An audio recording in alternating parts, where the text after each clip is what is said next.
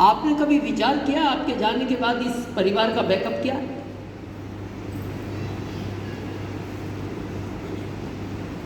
क्या है? जिस दिन हम इस दुनिया में आते हैं ना, उसी दिन हमारे जाने की तारीख तय करता है वो। ये जो बीच का समय जी रहे हो ना आप, ये पता है कौन सा समय? RAC। ट्रेन में टिकट मिलता है RAC। आप TT से जाके पूछो, भाई सर RAC है, बोले घबराओ मत, कभी भी कंफर्म हो सकता है। ये जो हमारा बीच का समय ना, ये RAC है, ये कभी भी कंफर्म हो सकता है। और कंफर्म भी सबसे ज्यादा इसका होता है, और इसका लॉजिक है।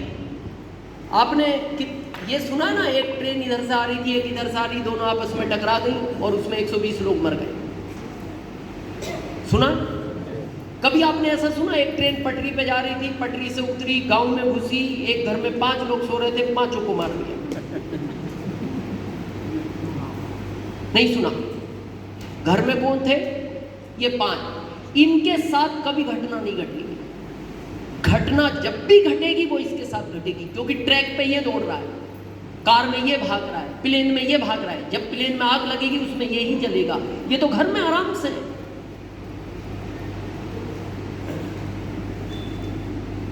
मैं किसी प्रोफेशन के विरोध में नहीं हूं।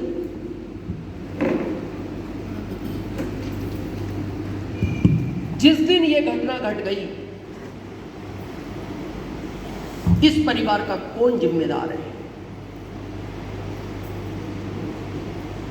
आप IAS बनो, मैं मना नहीं करता।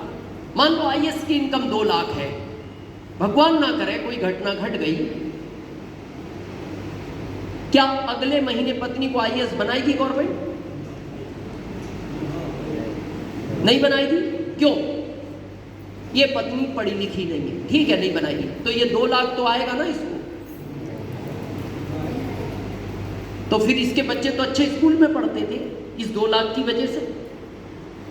इसके माता पिता का अच्छे हॉस्पिटल में इलाज हो रहा था, इनको शुगर की, हार्ट की प्रॉब्लम है, नहीं आएगा। फिर हम किस बात का सीना चौड़ा करके घूम रहे हैं?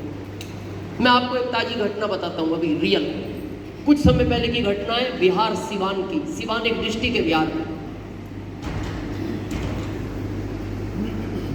एक लड़का, परिवार में एक ही लड़का, माता पिता, बहुत गरीब फैमिली से, और वो बच्चा बार बार अपनी माँ से बोलता था, माँ मैं पढ़ना चाहता हूं। मैं ये बात पता है क्यों कह रहा हूं? ये जो सिस्टम है ना, इसको हमने ऐसा समझ लिया कि ये सिस्टम है। क्या? जैसे हमारे दादाजी की शादी हुई, उनके पिताजी हो गए, पिताजी की शादी हुई, उनके हम हो गए, हमारी शादी हुई, हमारे बच्चे हो गए, बच्चों की शादी हुई, उनके बच्चे हो गए। ये सिस्टम नहीं है, ये बहुत जिम्मेदारी का मामला है। समझे ये कितनी जिम्मेदारी है? समझे? Yes. आपके यहाँ बच्चे हैं 5 साल, 8 साल, 12 साल, 15, 16 साल, कोई आपसे आकर कहे ये बच्चा मेरे को दे दो, दोगे? आप में से कोई देगा? अच्छा, क्यों नहीं दोगे?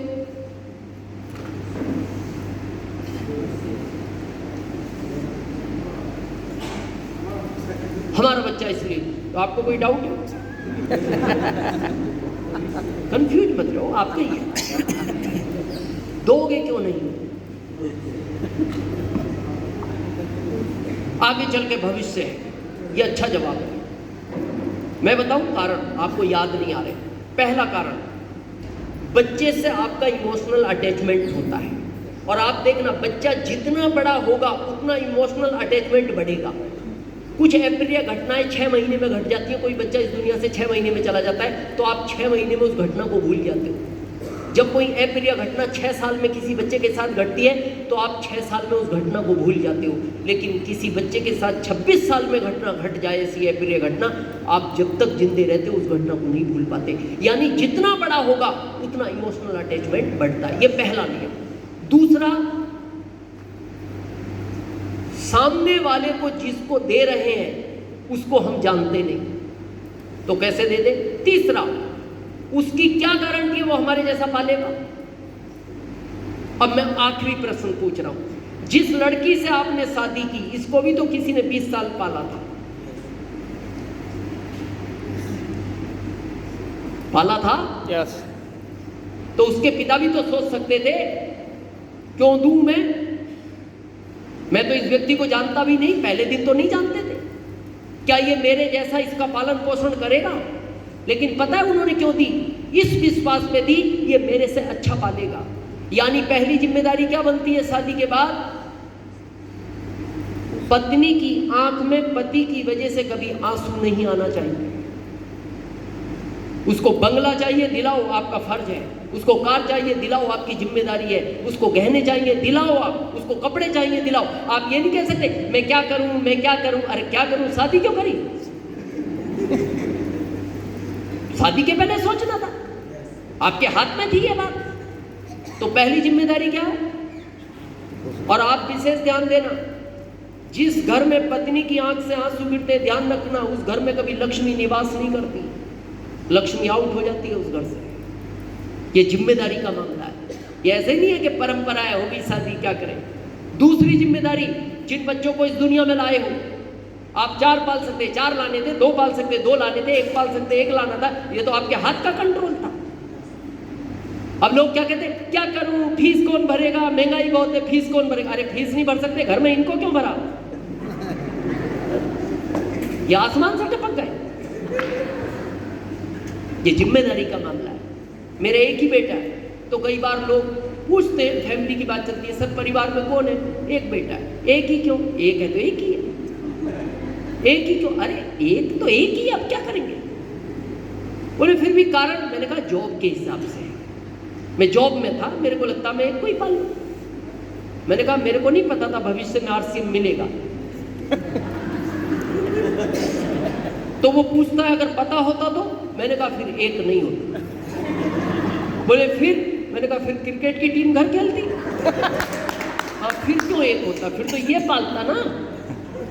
ये जिम्मेदारी का मामला। और आखिरी जिम्मेदारी, जिन माता पिता को की वजह से आप इस दुनिया में जी रहे हो, ये सबसे बड़ी जिम्मेदारी है। कौन सी?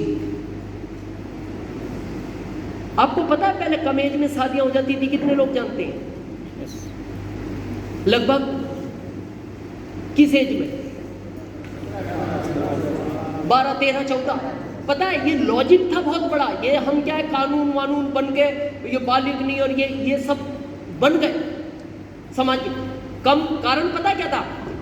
14 साल में इसकी शादी हो जाएगी तो ये अभी जवान है, जल्दी शादी हो जाएगी, इसके जल्दी बच्चे हो जाएंगे। तो जब तक इसके शरीर में ताकत है ये बच्चों को पाल लेगा, जब इसके शरीर में ताकत नहीं बचेगी बच्चे इसको पाल लेंगे। ये लॉजिक था। अभी तो फैशन बन गई, 30 साल, 35 साल, 40 साल। मेट्रो सिटी में 50 में शादियां कर रहे हैं, ऐसा फैशन बन गया। अब 50 में शादी की, 52 में बच्चा हुआ।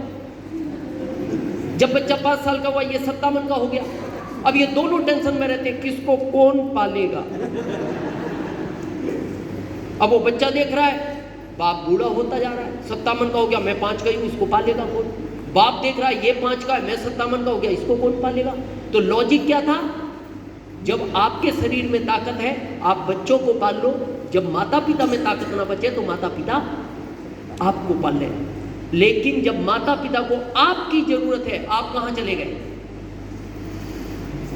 ओके। ईमानदारी से देखो, यहां कितने लोग अपने माता पिता के साथ रहते हैं? बहुत कम परसेंटेज है। गलती नहीं है। आप शहर में क्यों शिफ्ट हो गए? आपको परिवार चलाना। अब वो मां और पिता कहां रह गए? तो जब उस लड़के ने जिद की अपनी मां से, मां मैं पढ़ना चाहता हूं, मैं ये गरीबी का जीवन नहीं देखना चाहता, तो मां ने पहला प्रश्न पूछा, पढ़ के बाहर तो नहीं चले जाओगे? नहीं मां, हमेशा आपके पास रहूंगा। उसकी मां ने लोगों के घर में झाड़ू बर्तन किए, पोछे लगाए, झूठे बर्तन धोए, बच्चे को पढ़ा दिया, बच्चा इंजीनियर बन गया। पहला सिलेक्शन उसका हुआ अहमदाबाद, 1 लाख की सैलरी, कंपनी का मैनेजर। जब वो चलने को तैयार हुआ सिवान से, मां ने कहा बेटा बचपन की बात याद करो, इसलिए पढ़ाया तुम्हें, इसलिए मैंने लोगों के बर्तन धोए, जा रहे हो ना छोड़कर। तो उसके पिता समझदार थे, उन्होंने कहा देखो ऐसी बात मत करो, जाते टाइम रोना नहीं, शुभ काम के लिए जा रहा है, पहली जॉब लगी है, 1 लाख की लगी है, थोड़े दिन बाद ट्रांसफर करा के अपन बिहार ले आएंगे। बच्चा अहमदाबाद आ गया,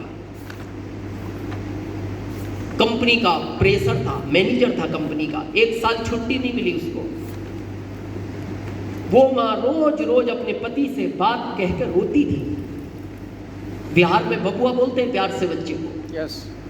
वो कहती थी बबुआ छोड़ गया ना, 1 साल हो गया, बबुआ को याद भी नहीं आती माँ की, इसलिए बड़ा किया उसको। लेकिन उसके पिता जानते थे, उन्होंने कहा नहीं आएगा, जिम्मेदारी है कंपनी की। लेकिन इसी सदमे में वो माँ बीमार रहने लगी। उसकी रिपोर्ट कराते थे, रिपोर्ट में कुछ नहीं आता था। हफ्ते में 1 बार रोती थी वो अपने बेटे को याद कर कर। पिता समझदार थे, वो टाल देते थे कि हाँ माँ है, भावनात्मक हो जाती है। लेकिन जब वो अंदर अंदर बीमार रहने लगी तो उन्होंने एक दिन अपने बेटे से बात की, बेटा माँ का स्वास्थ्य अच्छा नहीं है, रिपोर्ट में कुछ आता नहीं, शायद तेरे को याद करके बहुत परेशान है। वो कहता था बाबूजी मैं जल्दी आऊँगा, इतना सीरियस नहीं था बेटा।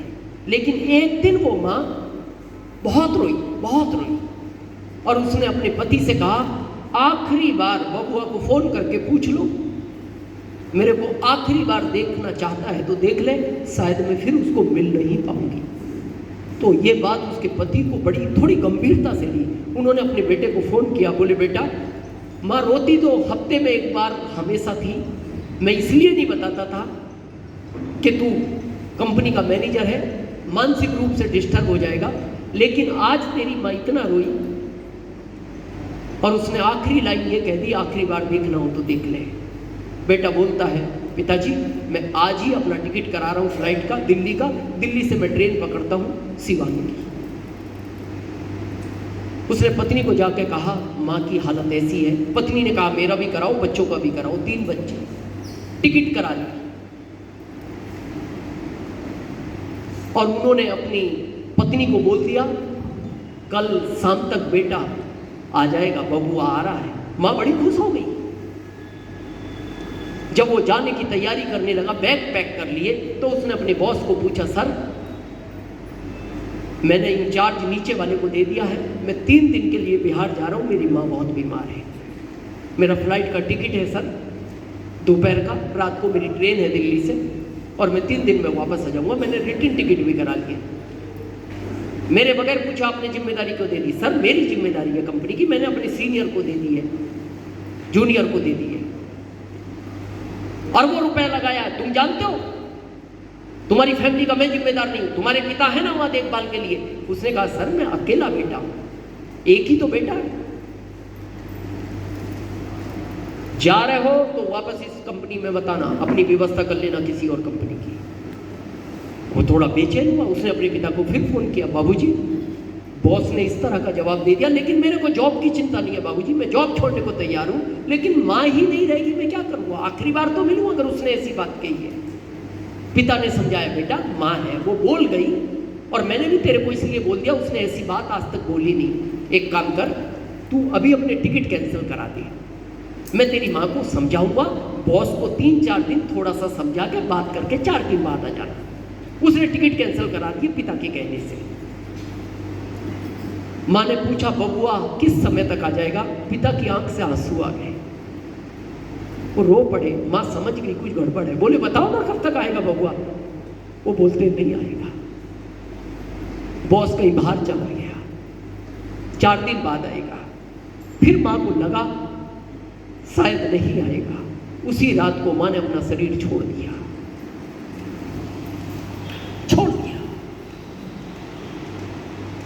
उसके पिता ने फोन किया, बबुआ अब मत आना, 4 दिन बाद भी मत आना, जब इच्छा हो अब जब आना। बोले क्या हुआ बाबूजी? बोले बेटा माँ तो नहीं रही, माँ रात को 11 बजे ऑफ हो गई। सुबह उसका अंतिम कार्यक्रम किया गया, नहीं पहुंच पाया वो उस समय, वो रात तक पहुंचा। माँ को आखिरी कंधा नहीं दे पाया वो बेटा। मैं आपसे पूछता हूं, क्या ये मां कभी इस बेटे को माफ कर पाएगी? क्या ये बेटा अपने आप को माफ कर पाएगा? ये आया और ये वापस जॉब पर नहीं गया, नहीं गया। बोले आज तो मां को खोया है, एक दिन इसी तरह मैं पिता को खो दूंगा। पिता का सहारा कौन बचा, अकेले रह जाएंगे, वो इसके सदमे में ना चले जाए। उसने मना कर दिया पिता को, अब नहीं जाऊंगा मैं। छोटा जॉब वहीं किया उसने 14-15 हज़ार में। उसके साथ किसी ने आरसीएम बताया, अभी वो रॉयल्टी पर है लड़का। जब वो मिला ना मेरे को होटल में आके, आप बिलीव नहीं करोगे, मेरे 20 मिनट तक मेरी आंख के आंसू नहीं रुके। अभी वो बच्ची इमोशनल हो गई थी ना, उसने तो केवल इतनी बात कही कि जब तक पापा नहीं आते तो सो नहीं पाते। इसकी तो मां हमेशा के लिए चली गई, किस लिए भाग रहे हैं? आरसीएम पे क्यों गर्व करना चाहिए? मैं ताजा उदाहरण देता हूं, ये सीनियर जानते हैं। रत्नेश जैन हमारे सिस्टम के सफायर, 37 साल उम्र थी उस लड़के की, बहुत ज्यादा उम्र नहीं थी, मात्र 37 साल। पत्नी की उम्र लगभग 35 साल है। बेटा 5 साल का है, बेटी 11 साल की है, माँ 75 साल की है, बाबूजी 80 साल के। अकेला था ये बच्चा उस परिवार का, जैन परिवार से था। ये घटना 37 में क्यों घटी? आपको पता है, हमारे यहाँ एक प्रथा है, आखिरी टाइम पे बेटा पिता को कंधा देता है। क्या प्रथा है? आखिरी टाइम पे बेटा पिता को कंधा देता है, ये प्रथा अच्छी है। लेकिन आपको पता है, भारत में ज्यादातर सब यात्राएं वो निकलती हैं जहां पिता बेटे को कंधा देता है। आप जब सुनते हो ना, सेना पे 7 जवान शहीद हो गए, अभी 2-3 दिन पहले आर्मी की गाड़ी पलट गई, शायद राजस्थान बाड़मेर का वो जवान था, शहीद हो गया। पिता है, मां है, बेटा नहीं रहा। और ज्यादातर यही घटनाएं घटती हैं। ये कार से उतरे, एक बाइक आई, बाइक थोड़ी सी टकराई, है डिसबैलेंस हुए, गिर गए, सर में चोट लगी, बेहोश हो गए। इनको हॉस्पिटल ले जाया गया, 12 घंटे बाद डॉक्टर ने कह दिया आई एम सॉरी। आप जानते हो इस सिस्टम में सफायर की इनकम 7 से 8 लाख पर मंथ होती है, कम से कम, ज्यादा तो कितनी भी हो सकती है। ऑफ हो गए ये। और ये बच्चा इतना भोला, अगर किसी ने देखा हो, अभी वो न्यू जनरेशन के प्रोग्राम में आया था दिल्ली, अंकुर जी गए थे उस प्रोग्राम में। वो इतना भोला बच्चा है, जब इसके पिता की अर्थी तैयार हुई घर में, उसको नहीं दिखाई गई। जब वो लेटे हुए देखा तो माँ को बार बार पूछता था, माँ आज पापा बहुत गहरी नींद में सो रहे हैं, आज उठे ही नहीं रात से। उसको आज भी नहीं पता उसके पिता के साथ ये घटना घट चुकी है, अभी तक उस बच्चे को बताया नहीं गया।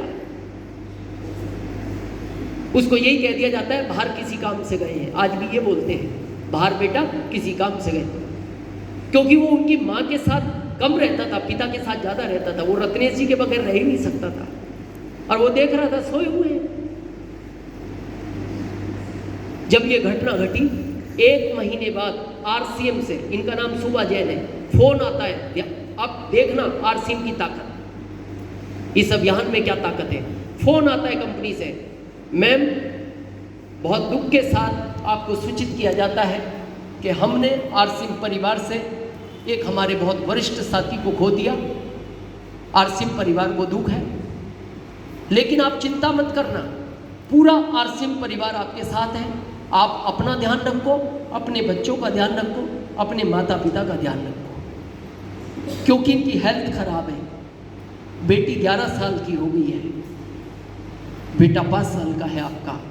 और आप चिंता मत करना, आपको हमने इसलिए फ़ोन किया है क्योंकि रत्नेश जी सफायर थे इस सिस्टम के, आज वो इस दुनिया में नहीं है। आप अपने पेपर कंपनी को मेल करो, क्योंकि अगले महीने कंपनी आपको सफायर घोषित करेगी, और अगले महीने सुबा जैन को आरसीएम ने